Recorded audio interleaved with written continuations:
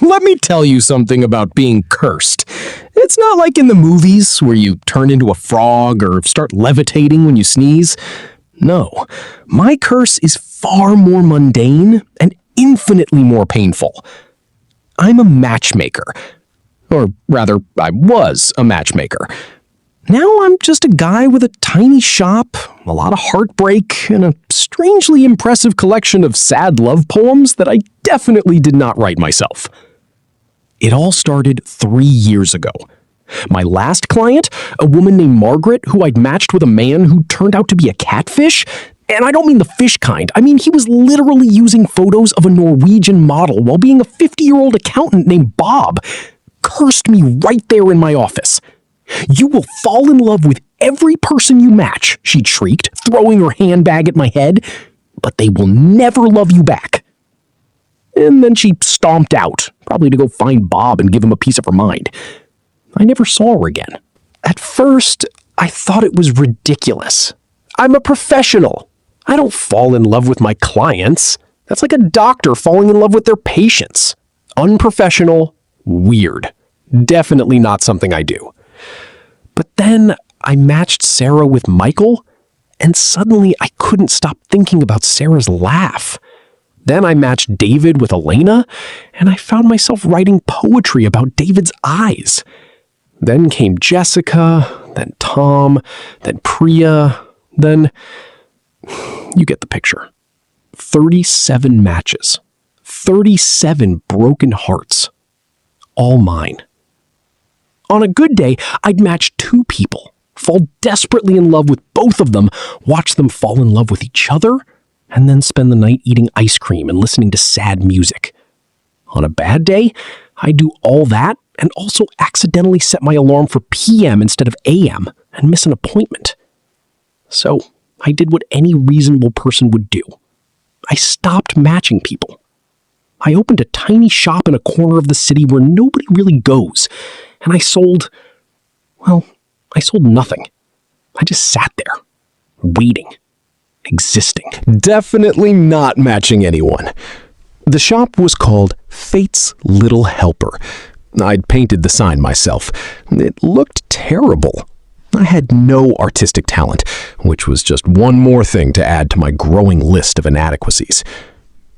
But then, on a Tuesday, because of course it was a Tuesday, the most Tuesday of all Tuesdays, he walked in. He was tall. That was the first thing I noticed. Tall, with dark hair that fell across his forehead in a way that made me want to brush it back. His eyes were gray, like storm clouds. He had this scar on his jaw that looked like it came from something interesting, like a knife fight or a dramatic escape from a burning building. I immediately hated him, because I could already feel the curse stirring in my chest, that familiar ache that meant I was about to make a fool of myself. "Welcome to Fate's Little Helper," I said, trying to sound professional and not like my heart was already doing backflips.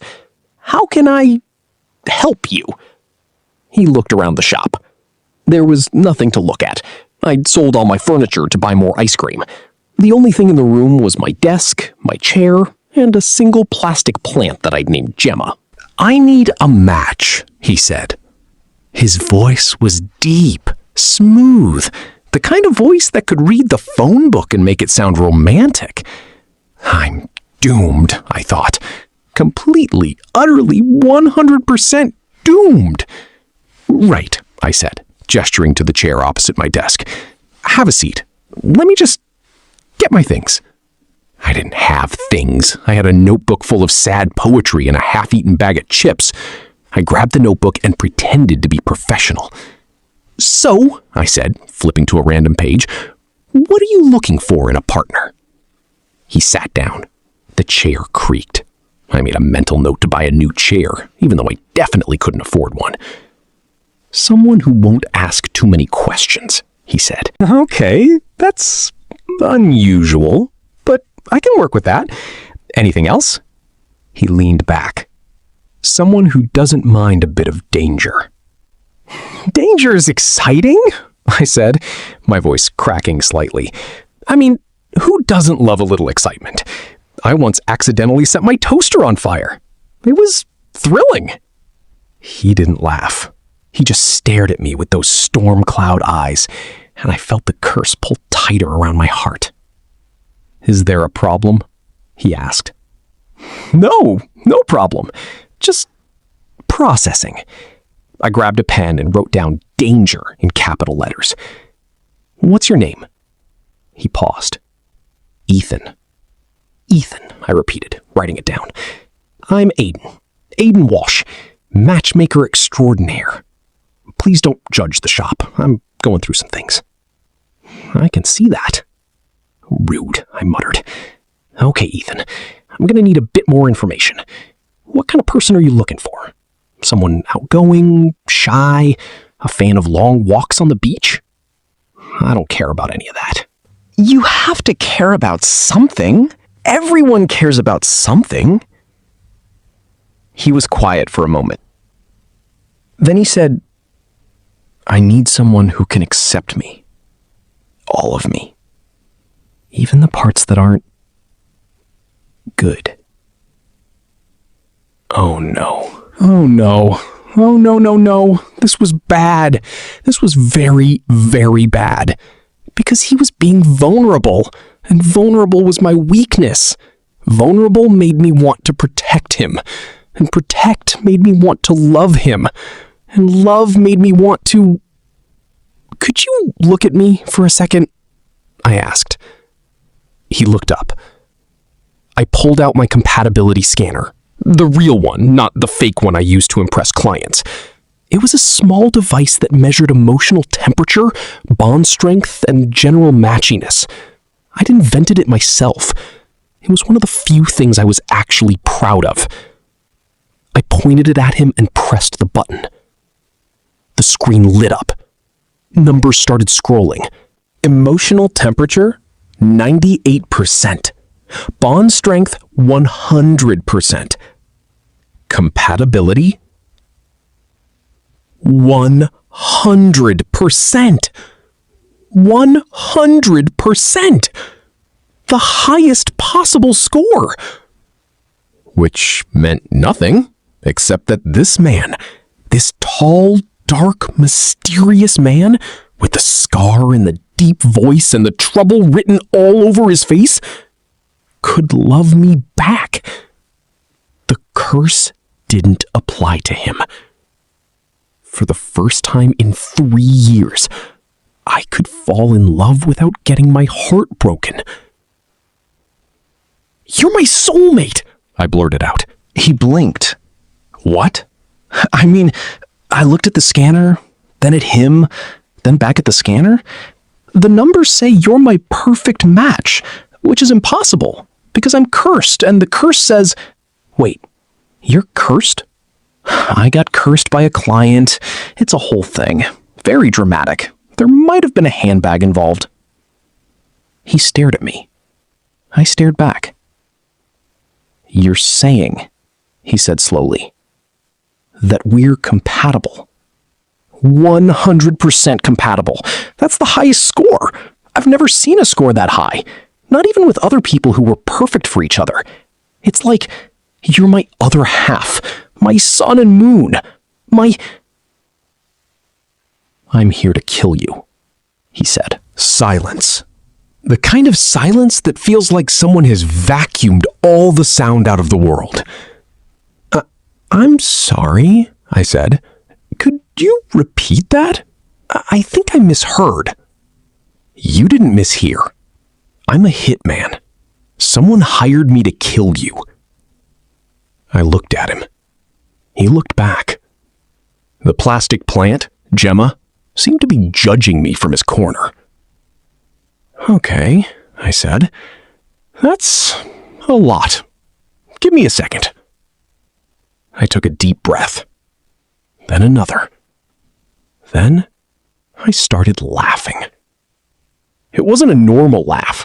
It was the kind of laugh that comes from someone who has had too much stress and not enough sleep and has just discovered that the universe has a truly terrible sense of humor. "You're laughing," he said. I'm laughing because this is hilarious. I'm cursed to fall in love with everyone I match, and the one person who could actually love me back wants to kill me. That's not ironic. That's cosmic comedy. That's Shakespeare doing stand-up. Ethan didn't look amused. You're not afraid? Oh, I'm terrified. But I've also spent the last 3 years falling in love with people who didn't even know I existed. Compared to that, death seems almost relaxing. He was quiet for a long moment. Then he said, "You're the strangest person I've ever met." "Thank you, I think." I leaned forward. "Okay, let's talk about this. Who hired you?" "Does it matter?" "It matters to me. If I'm gonna die, I want to know why." He hesitated. "A woman named Margaret." I froze. "Margaret?" "Margaret something. She said you ruined her life. She showed me pictures of you, the shop, everything." "Let me guess," I said. "She's blonde, late 40s, has a very specific way of pronouncing the word Bob." "Yes. How did you know?" "Because she cursed me." I leaned back in my chair. "She cursed me, and now she's trying to kill me. That's actually kind of brilliant, in a terrible, vindictive way." Ethan was watching me with an expression I couldn't read. "You're not scared?" "I told you, I'm terrified. But I'm also really, really tired. I gestured around the shop. Look at this place. I've got nothing. No money, no friends, no furniture. The only thing I have is a plant named Gerald and a curse that breaks my heart every time I try to help someone. If Margaret wants me dead, she's doing me a favor." "You don't mean that." "I mean it more than you can possibly imagine." He stood up. I flinched. He was taller than me, stronger, definitely better at fighting. If he wanted to kill me, there was nothing I could do about it. But he didn't move toward me. Instead, he walked over to Gemma and picked up the plastic plant. "Your plant," he said. "What about him?" "He's plastic." "I know. I can't keep anything alive. I once killed a cactus. A cactus, Ethan! Do you know how hard it is to kill a cactus? It's a plant that survives in the desert. It can live through anything. Except me." Ethan laughed. It was a small sound, barely more than a breath, but it was the first laugh he'd made since walking in, and it made my heart do something stupid. "I can't do it," he said. "Do what?" "Kill you. I can't." I stared at him. "Why not?" "Because you're the strangest person I've ever met." He put Gemma back down. "And because you're my soulmate. That has to count for something." We sat in silence for a long time. Or maybe it was only a few minutes. Time moves differently when you're having a conversation with the hitman who's supposed to kill you, but has decided not to. "So," I said finally, "what happens now?" "I don't know." Because I'm not gonna lie, this isn't a situation I've ever been in before. The whole hitman falling for his target thing, very cliche, very Romeo and Juliet. "Romeo and Juliet died," he pointed out. "Okay, bad example. Let's try something else. What about that movie with the hitman and the woman? The one where he protects her from the bad guys and they fall in love and everything works out?" "Which one?" "Any of them. All of them. I'm pretty sure there's a whole genre." Ethan sat back down. "We need a plan." "A plan? Right. I can do plans. Plans are my specialty." I looked at him. "I know you just met me, and I'm basically a disaster in human form, but I think we can figure this out." "You think?" "I know." I leaned forward. "Because you're my soulmate, Ethan, and I've spent 3 years being cursed. 3 years of falling in love with people who couldn't love me back.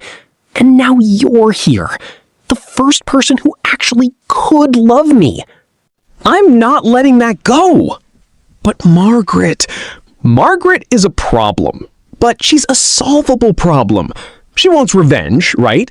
So we give her something else. Something better. Like what? I smiled. Like a match. It took 3 weeks to convince Margaret to come to my shop. 3 weeks of carefully worded emails, fake apologies, and promises that I'd found her the perfect match. She didn't believe me at first, but I told her that Bob had been a mistake, that I'd changed, that I had a new client who was absolutely perfect for her. She showed up on a Thursday, looking every bit as angry as I remembered. Aiden, she said, her voice sharp. This better be good. Margaret, so good to see you. I gestured to the chair. Please, sit. I've got tea, and I've got your match. She sat down. Who is he? He's a man named Ethan, I said. He's tall, dark-haired, very mysterious, has a scar on his jaw. You're gonna love him. Margaret narrowed her eyes. Why does that sound familiar?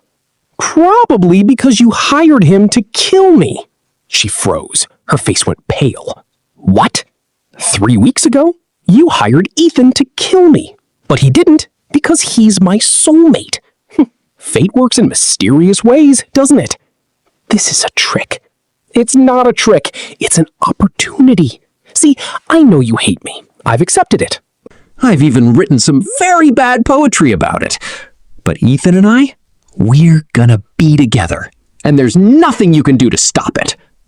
So why am I here? Because I'm a matchmaker. And even though you cursed me, even though you tried to have me killed, I can't help myself. I see 2 people and I want them to be happy. It's a sickness, really. I gestured behind her. She turned. Ethan was standing in the doorway. But he wasn't alone. He was holding the hand of a woman, a beautiful, kind-faced woman who looked at Margaret like she was the most wonderful person in the world. Margaret, Ethan said, this is Claudia. She works at a shelter, volunteers in her spare time, loves cats and terrible romance novels, and she's everything you've been looking for. Margaret stared. What is this? This is my gift to you, I said. You wanted revenge? I'm giving you love instead, because love is better. Love is always better. Claudia stepped forward. Hi, she said softly. Ethan told me about you. He said you were beautiful. He was right. Margaret's mouth opened, then closed, then opened again. She started. You don't have to say anything, Claudia said. Just let me take you to dinner. Please. It took a moment, but Margaret nodded. And for the first time in 3 years, I saw someone break their own curse. After they left, Ethan turned to me.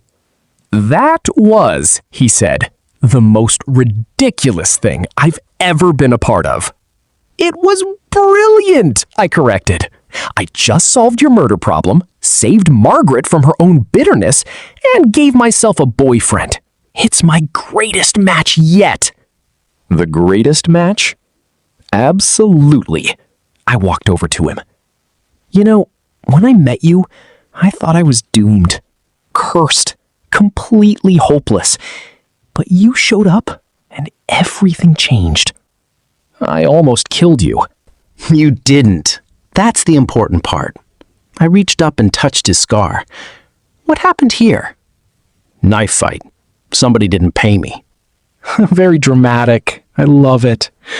He smiled. It was small, uncertain. So, what happens now? Now, I said, we fall in love. Properly. The way my clients do.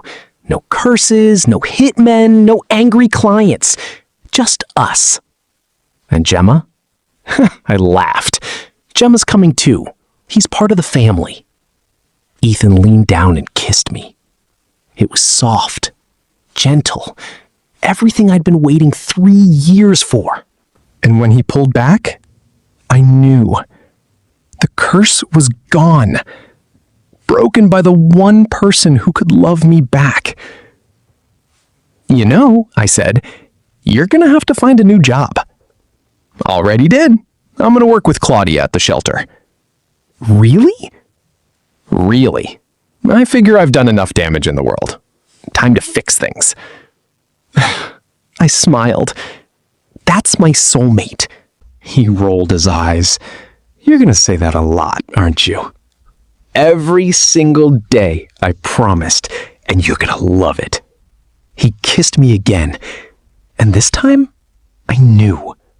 This was the match that mattered, the one that broke the curse, the one that saved me.